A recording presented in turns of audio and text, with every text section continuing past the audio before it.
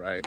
Let me get a word of exhortation to some of you that contact me. I just had to wake up and encourage a young sister that, is new in the Lord, and she believes that she's blasphemed the Holy Spirit because of some daydreams and overeating and other sins. Listen, a lot of you contact me from all over the world with various things that you struggle with. I deal with all kinds of people from all kinds of walks. And a lot of you guys need to be encouraged a little bit that if you were born again 2, 3, 5 years, there's people been supposedly saved for 15, 20 years that are still infants. But I'm just saying that you're in that 5 to 8 year range. Okay, you got to understand, if you're 20, 30 years old, you have been in the flesh for 20 something years and you just got barely born again.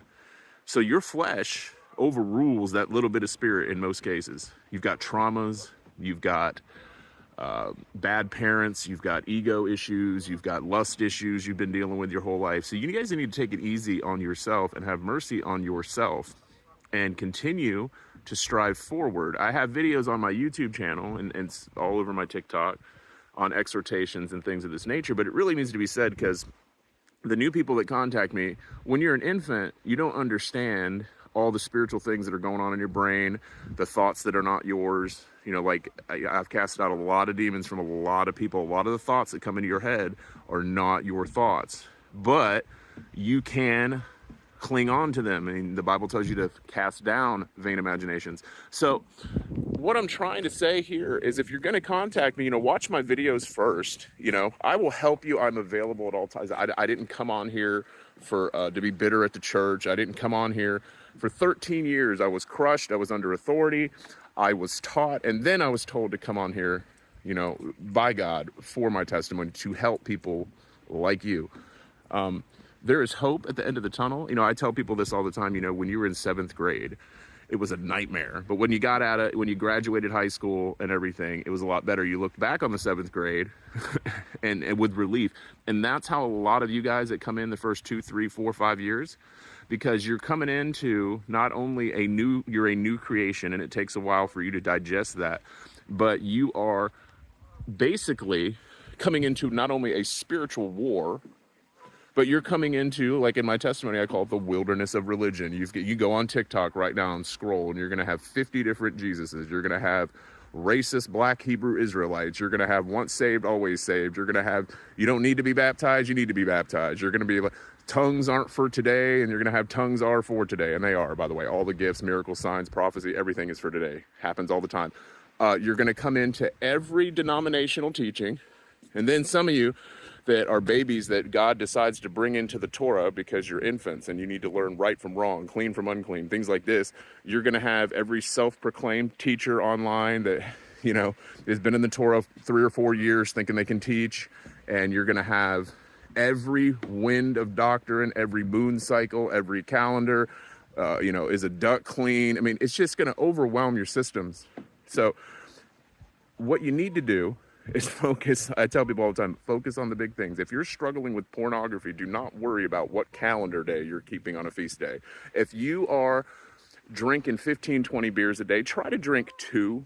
If people contact me, you're struggling with vaping.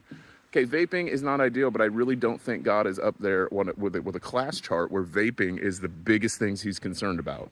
Not saying that he's not. Put a nicotine patch on. Present it before God and say that I'm trying to work this out, and he will work with you. He's looking at your attitude. If you're just going to be like, I'm going to do this anyway, God doesn't care, all right? It's a different spirit. Take everything to God. I drink beer. I have a whole teaching on it on my page. But I didn't drink beer just for that. I studied. I went to God. I asked for God to bring me revelation. I asked him to bring me visions. I asked him to correctly teach me before I just, flippantly, and that's anything. And that's like my number one advice for a lot of people that contact me is you learn to fast and take things one step at a time. A lot of you are so overwhelmed. You're coming out of the world. You're coming out of homosexuality. You're coming out of adultery. And y'all are worried about overeating. And I'm don't overeat. Like I said, fast. But you can't sit there and let every sin overwhelm you. Like he understands and he understood when you came to him, you're going to be going through these things. Right? And my job is exhortation. All right? I signed up to listen to all your phone calls, and for you to contact me and for me to text you in the middle of the night when you're, about to jump off the bridge because you just had a porn bender and you think God hates you. I'm here for that.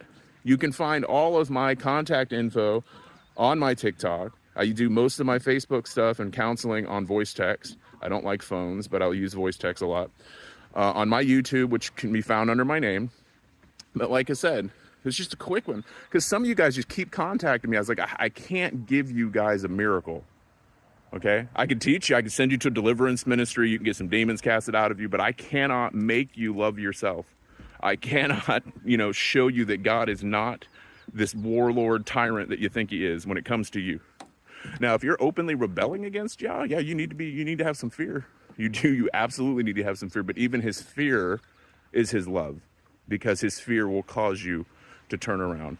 And his love, like my testimony is not sitting there with hellfire and brimstone and you better stop sinning right now or you're going to burn in hell. I actually went through 5 years of torment, crushing to get where I am, and his love brought me back. And that's why, some of you guys contact me, you think I'm this super believer and all that. I had to go through hell to get where I'm at. And I'm sitting here today to help you. So with that, stay the course, keep running the course. Do not stay in your sin. This is the biggest trick the devil pulls. He always whispers to you, well, if you've been sleeping with this girl and you're in sin and you're kind of enjoying it because sin is pleasurable for a season, go ahead and stay in it another couple weeks and then God will take you back. And he probably will. I wouldn't play games with God, but what happens is that week will turn into 2 weeks, into a month, and 6 months. And then by the time you're at 8, 10 months, a year, you're contacting me because you want to kill yourself. Stop the process now. Do the best you can, even if it's one sin at a time. Sexual sin's the biggest one. Get that out of your life at all costs. And it's the major one that y'all contact me with.